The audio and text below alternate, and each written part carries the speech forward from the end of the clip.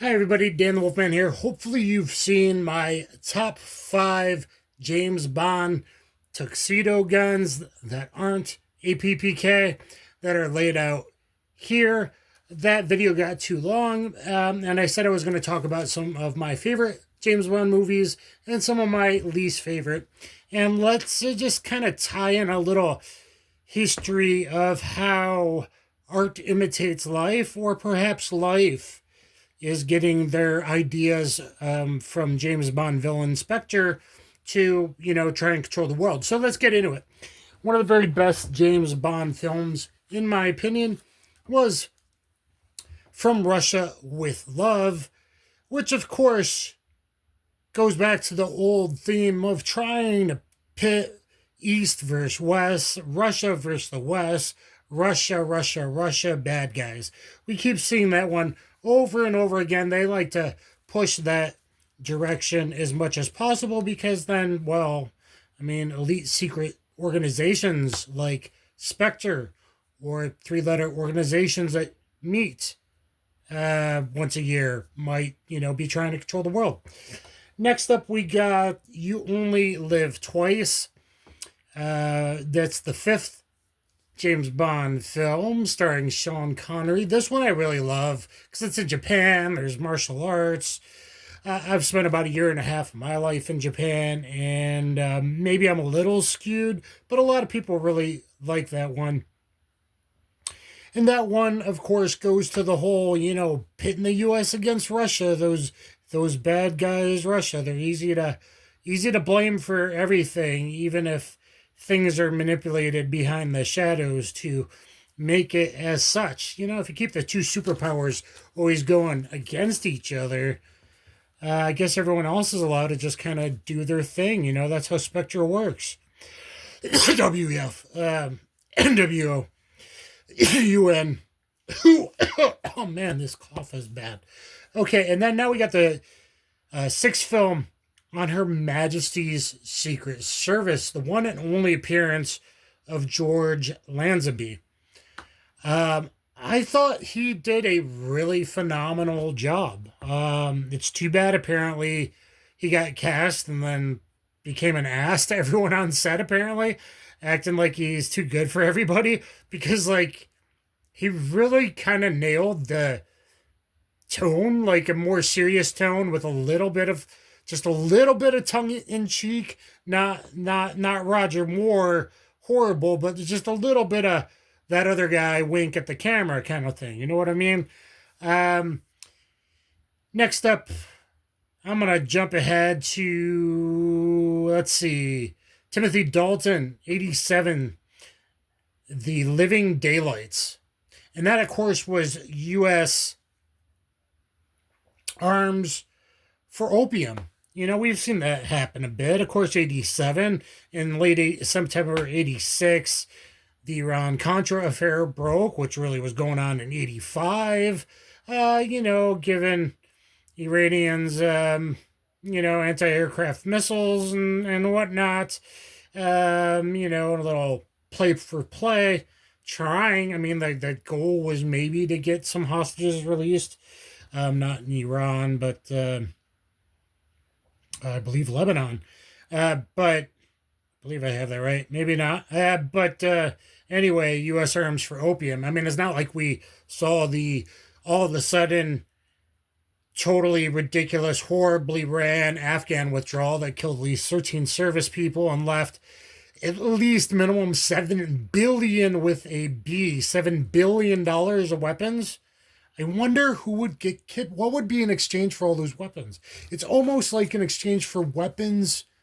Could it possibly be drug profits from the opium, from the poppy, from the heroin, from the poppy production that went up exponentially?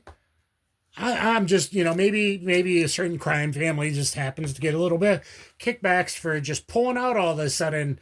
Like, all those deaths were for absolutely nothing, including the 13 added on top, and, 7 billion plus of, helicopters, tanks, up armored Humvees, 50 cals, rocket launchers, all kinds of shit. Okay, anyway, gonna give you guys a little bit of a history lesson.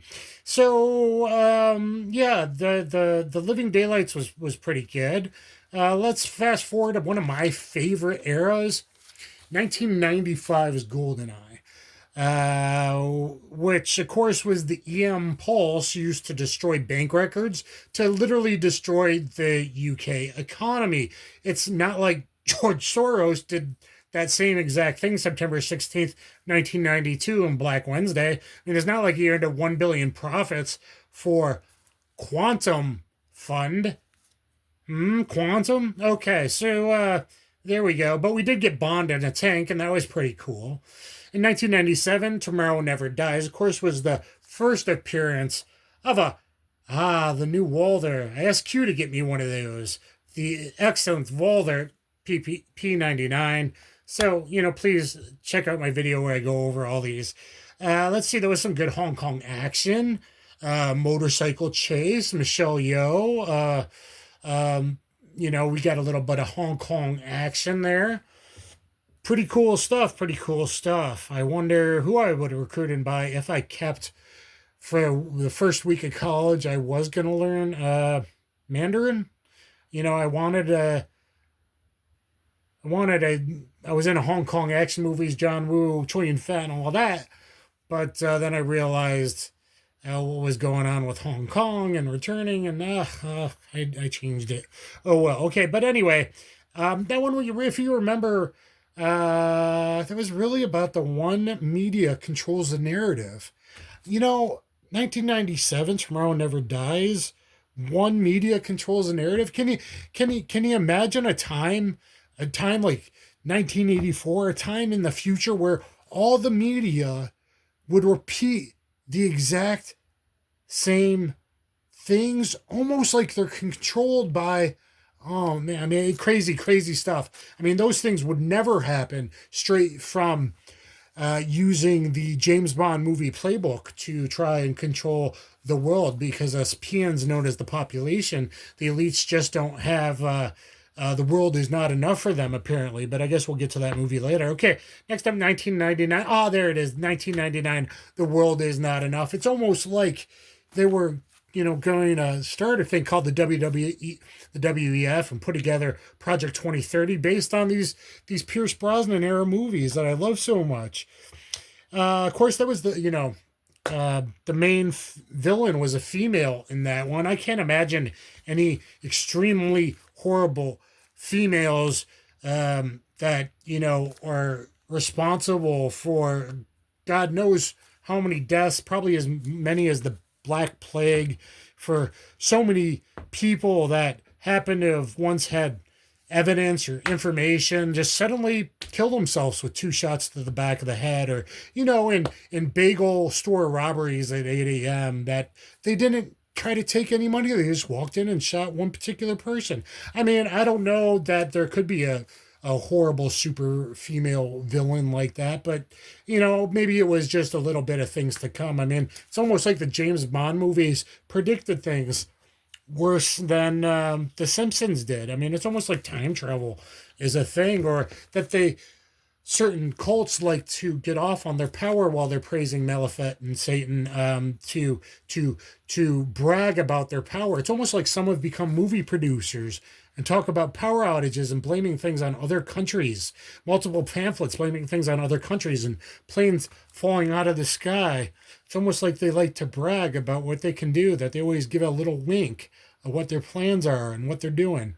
But anyway, the next one, that also had a BMW Z8, which I was going to bring up because I drove down in a BMW Z8, wonderful blue, wonderful vehicle, the same one, to the MMA events, Affliction 2, and I was literally 10 feet behind off to his left from a certain other guy with initials DT, just like me, and I debated.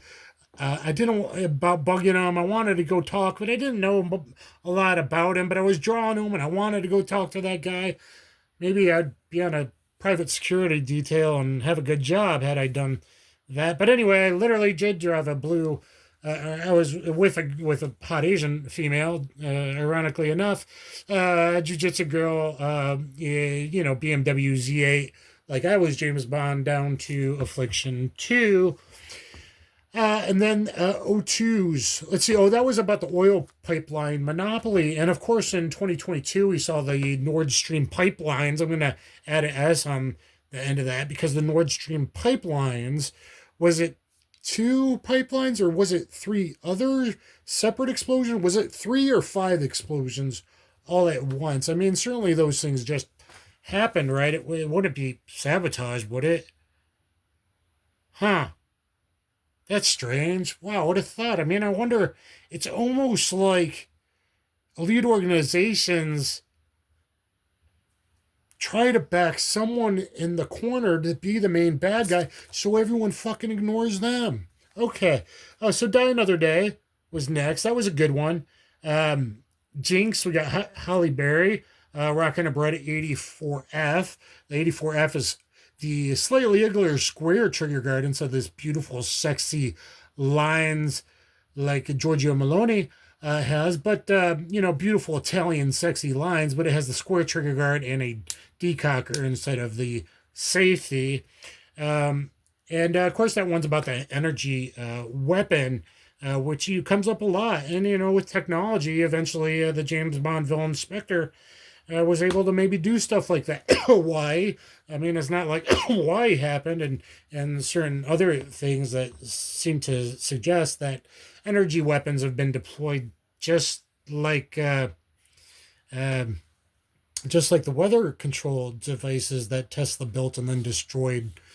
Not like the government went in and raided all his material patents and ideas. No, they would never have done that. Okay, next up, '06, we got Casino Royale. Royale with cheese, a Casino Royal, a Battle Royal, Casino Royal. Is it Royale? Is it Royal? I guess it's Royal, Casino Royal. But it sounds more nice, Casino Royale. Let me know in the comments down below. The first appearance of Daniel Craig. We did get an Austin Martin. I mean, and Die Another Day, we got an Austin Martin Vanquish with the invisibility cloak. That was kind of cool. The missiles and ice. I mean, it was pretty cool, right? '06 Casino Royale. Royal, Casino Royal, Battle Royal. I don't know. Let me know. Austin Martin DBS. We did get, when he first went in the Austin, a little press check. So we got a little press check, which, if you're about to maybe go back into the casino after a heart attack or whatever, if you're about to do your thing and chase down your girl, you might want to know that it's chamber loaded, that it's condition 1, right? Of course, it's really the AS system before the AS because he had a P99 prototype. But, here we are at like a short single action trigger. And if you do that, it resets so it's still light. It could go right back to it. Or you just, pull all the way through, but you're way less likely to get a negligent discharge if you just paid attention to Daniel Craig. Which Forgotten Weapons, sorry Ian, love you and all, but Forgotten Weapons is like, oh, you got a decock kick. Well, I'm not surprised you missed the first shot. Though certainly if you learn how to hold a gun straight, you should be able to make a very good hit with a long, heavy double action fully decocked striker versus a, partially cocked striker, etc. Okay, so Die Another Day, Energy Weapon, Casino Royale was gritty. I mean, it was gritty. His first kill, gritty. I believe in the bathroom fight, gritty. And then we had the stairwell. I mean, gritty, the right tone. Notice I went by some other eras. And then 2012 Skyfall. We got former Agent Silva, played by Javier Bardem. And then he's going back and forth with Bond. Who of course is playing them, like Who Says I Never Did. Of course, they got to put in that, start pumping the LGBTQXYZWX, isn't that the alphabet, into 2012. I didn't love it the first time I saw it. It's a very long movie. But then Javier Bardem's trying to get retaliation to take out M because she disavowed him and left him. I believe back in 97, I was talking about that earlier during the whole takeover Hong Kong thing. So back to mainland China. So, left him and he got tortured and all of that. So he wanted to kill him. Eventually, Bond takes M to Skyfall, his childhood home in Scotland. And then Kincaid's there because they're just sold all the guns off, unfortunately, but they booby trap the house. Kincaid's got his trusty side by side, saws it off, and with a lot of very cool booby traps and stuff. It was pretty awesome. It was pretty awesome. I gotta say, I really like Skyfall. And then there's one James Bond movie that was good before we get to the bad ones that we haven't discussed, and that, of course, is 1996. You're like, wait, a James Bond movie didn't come out in 1996. Well, yes, of course there was. The 1996 movie, The Rock, where John Connery, John Mason, trained by the best of British intelligence, had a daughter from a one night stand. Hummel, who might have been stationed in Hong Kong on leave when he was a nom back when James Bond was there, making it look like he was killed in the hotel. They shot up the bed. Remember that? That was 67. And then, of course, James Bond, boom, plastered all over the newspaper. He died. And Hummel recognized him, calls him Sailor. And then we got Bond / Mason / Sean Connery, gives him a sideways glance, like, oh, and then he plays it off, goes, no, I was in the army. Of course, this super agent trained by the highest levels of British intelligence got top secret files from J. Edgar Hoover, and then I believe on the Canadian border, he was arrested and disavowed. So the British screwed him eventually too, but he didn't try to escape Alcatraz which I've been to. He didn't try to escape because it turns out he found out he had a daughter from a one night stand, which goes back to I guess the latest James Bond film. So it was some of the worst ever. Do not watch Diamonds Are Forever. I guess Connery didn't care. His contract was up. Everyone was doing a shit ton of drugs. Nobody seemed to give a shit whatsoever, and it was the worst thing ever. Do not watch Diamonds Are Forever. Basically, Moore's run was pretty damn bad, especially the first two. Live and Let Die and Man with a Golden Gun. I mean, there's parts of Man with a Golden Gun that are okay, don't get me wrong, towards the end, but I could take some of the jokes, but they need to go out and edit like the really, really bad cringeworthy. Like that whole Moore series, take out, like leave a few of the campy comments in, but take out most of the campiness. Like 85% has to be removed. It's so horrible. That's why Casino Royale was Royal Marines, Casino Royale was so loved, was because the dark, dirty, gritty tone. License to Kill, well, kind of accurate at what was going on the time with violent drug dealers trying to feed you to crocodiles and all of that. License to Kill was pretty bad too compared to Living Daylights. Like, I could see why Dalton was removed after that second outing, and it just is kind of a sloppy movie. Though, Miami and drug dealers and Uzis, some machine guns were a thing. But there we go. And then Quantum of Solace was just a complete piece of shit show production that kind of makes no sense. We're going here, we're going there. No, now we're traveling over here, that they literally wrote as they went along during the writer's strike. So there's some of the best and worst James Bond film, and how the real world of supervillains like Karl Schwab and the Fourth Reich over there in the WEF, and George Soros that swore to destroy America. And if you haven't watched his 60-minute interview they've tried to hide, you really should. When he had no remorse whatsoever, it was easy to sell out his own people, to say, go kill those people over there. They got money, steal their paintings. They got some hidden gold over there. I saw some valuables over there. And besides wrecking the UK's economy and swearing to destroy the world and and paying for things like the Man Boy Love group, the Man Boy Love pedophile rape group. Yeah. So anyway, super villains like Spectre. Of course, we're talking about the movies James Bond. Like Spectre exists, and maybe a 007 needs to, I'm just saying. Anyway, thumbs up, share, subscribe. Hopefully you maybe learned a couple things, and for your younger whippersnappers, maybe it gave you a few things to, hey, look up. I don't know. I wouldn't use any of like the other services, but maybe Grok might tell you the truth. I haven't looked on stuff like that, but it's a possibility. It's a possibility if you want to X and typed in a Grok on some of the names and some of the things I brought up. It's a possibility you might get some truth, but those are aggregating. So, of course, they, One Media, remember, that goes all the way back to, 97? All about controlling the media, controlling the narrative, controlling the world. You have the real power is One Media control going back to 1997. And it's almost like that kind of always was a thing, and then it kind of really just happened. Yeah. Anyway, thumbs up, share, subscribe. Let me know what you think in the comments down below. This one is definitely a little bit different, but I did say I was going to talk about the movies, and I did talk about the movies.